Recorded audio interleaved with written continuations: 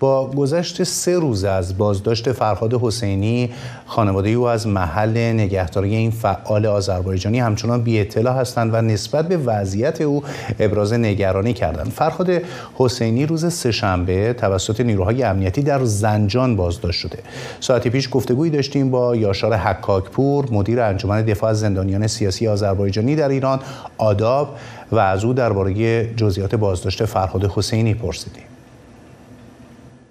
نزدیکان خانواده گفتن که اومدن ساعت 6 عصر سه‌شنبه 28 شهریور به خونهشون و ایشون رو بدون اینکه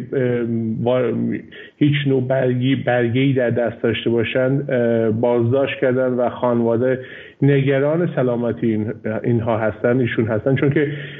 افرادی که در داخل خونه اومدن نه اصلا نشون دادن که از نیروی انتظامی هستن نه از جای دیگه و نگرانی هایی هستش که مسئولین قضایی دارن برای اینها پرونده سازی میکنه، برای ایشون پرونده سازی میکنه. ایشون یک فعال مدنی آذربایجانی در زنجان هستش که در نشریه بایرام که یک نشریه ترکی هستش مطلب مینوشت و در مسائل اجتماعی زنجان فعال بود. متاسفانه برخوردی که با فعالین اجتماعی در شهرهای مختلف آذربایجان میشه من جمله زنجان یک نوع فشارهایی هستش در سالهای گذشته که اینها رو مداوم به ادارات اطلاعات فرا میخونن، هر مسئله‌ای میشه اینها رو تهدید میکنن و این هم در همون راستا میتونه باشه، چون که در روزهای گذشته در زنجان به صورت مشخص چیز خاصی نبود، منتها خب اومدن و ایشون رو بازداشت کردن. از یاشار حکاکپور همچنین پرسیدیم آیا در این مدت از اتهام فرهاد حسینی اطلاعی در دست هست و آیا فعالان دیگه آذربایجانی هم اخیراً بازداشت شدن؟ اتهام‌های متعددی به ایشون زده شده، از به صورت مشخص در شهر زمانی که یک فعال رو میگیرن از نمیدونم اقدام علیه امنیت ملی و نمیدونم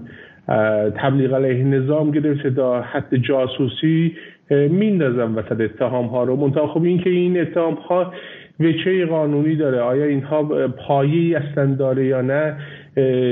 همچین چیزی جای سوال هستش. در پرونده ایشون هم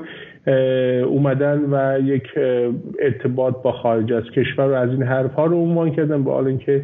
ایشون صرفاً یک فعال مدنی هستن که مدرس زبان ترکی بودن، در فرهنگ سرای امام زنجان نویسنده بودن در نشریه بایرام و این اتهام ها هیچ نوع بیسی، هیچ نوع پایه‌ای نداره. همچنین در هفته‌های گذشته محمد رضا موحد، آراز ابراهیم نژاد، جواد سودبر، علی بابایی، داوود شیری، امیر حسین آقایی، مهران قادری، مینار علیخانی، بابک رحمتی، آرمیتا پاوی و همچنین بابک رحمتی در شهرهای تبریز، زنجان و همچنین بناب دستگیر شده. خانواده های اینها دنبال اطلاعات از وضعیت اینها هستند، منتها مسئولین قضایی هیچ نوع جواب به خواسته های اینها که اینها جرمشون چی هستش و اصلا برای چی گرفتنشون نمیدن.